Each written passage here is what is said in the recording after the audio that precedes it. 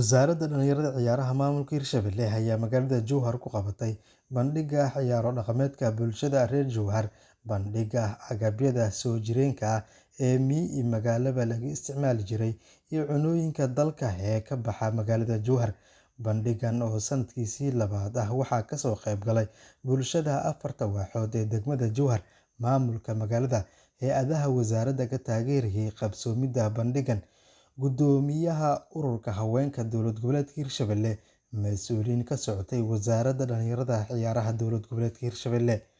Munaasabadda daahfurka bandhig dhaqameedka ayaa ugu horeyn waxaa ka hadlay Maxamed Cabbaas Maxamuud oo ah Gudoomiyaha Golaha Dhalinyarada Caasimadda ee YAK iyo Gudoomiyaha Ururka Dhalinyarada ee degmada Jowhar, Mawlid Maxaad.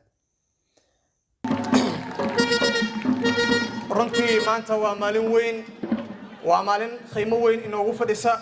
ma ahan oo keliya maalin aan soo bandhigayno ciyaaro dhaqameed oo keliya, waa maalin aan muujinayno muhiimadda ay leedahay in la ilaaliyo dhaqanka Soomaaliyeed ee soo jireenka ah. bacda salaam markii ugu horeyso waxaan u mahadcelinayaa hay'adda IOM iyo hay'adda Shaqadoon sida quruxda badan ee u soo agaasimeen xafladani maanta lagu soo bandhigay hidaha iyo dhaqanka ay lahaayeen dadyoga reer Jowhar iyo nabadda loogu hadlayo, taasoo cadeen muuqdo ah in degmada Jowhar wili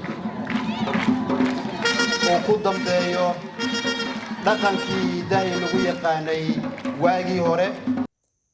Axmed Maxamed oo ka socday hay'adda Shaqadoon iyo Xasan Muuse Cabdi oo isna ka tirsan Wasaaradda Dhalinyarada Ciyaaraha Hirshabelle waxa ay sheegeen in bulshada ku nool magaalada Jowhar ay yihiin kuwa aad ugu wanaagsan ilaalinta dhaqankooda. maanta runtii waa maalin weyn, waa maalin aan xasuusanayno dhaqankeennii, waa maalin aan dib u eegayno waxyaabihii aan ka dhaxalnay waalidiinteen, waa maalin aan dhalinyarada jiilka xiga innaga barayno muhiimadda uu leeyahay hidaha iyo dhaqankeenu.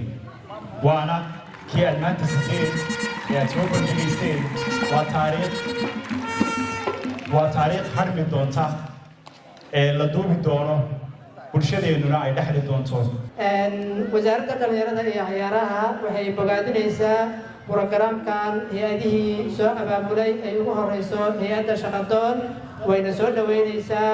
waana program dhaxalgal ah in ay soo bandhigaan bulshada reer Jowhar waxyaabaha ay caanka ku yihiin oo looga bartay. hore waxaa loo dhihi jiray reer Jowhar waxay caan ku yihiin kubadda cagta, laakiin hadda waxaan rajaynaynaa inay soo bandhigi doonaan hal abuuro kale oo ka badan. Gudoomiyaha Ururka Haweenka Dowlad Goboleedka Hirshabelle, Fartuun Aadan Xiifow, waxa ay sheegtay in bandhigyada noocan oo kale ay yihiin kuwa soo jiidasho leh isla markaana la doonayo in la joogteeyo. hidaha iyo dhaqanka markii la dhahayo meel nabad ay ka jirto hidaha dhaqan lagu sameeyaa. soo haweenka caasimada dowladda Hirshabelle barnaamijkan quruxda badan leh inay isugu imaadaan, ay isugu soo baxaan. waxaan ognahay hooyooyinka markastaba dhaqanka inay u yihiin lafdhabar, hooyooyinka inay u yihiin dhaqanka iyo maxay ahayd hibada cidda ay ka bilaabatay inay ayaga tahay. waxaan rabnaa dhalinyarada caasimadda Jowhar ee golaha dhalinyarada waxay ahaayeen golo dhalinyaro ah oo ka imaaday dhalinyarada caasimadda. Bandhiggan ay daahfurtay Wasaaradda Dhalinyarada Ciyaaraha Maamulka Hirshabelle ayaa caasimadda Hirshabelle ee Jowhar ka socon doona muddo 2 cisho ah, iyadoona looga gol leeyahay isdhexgalka bulshada caasimadda. Cabdiraxmaan Xuseen Cumar, Wadani, Warbaahinta Qaranka, Jowhar.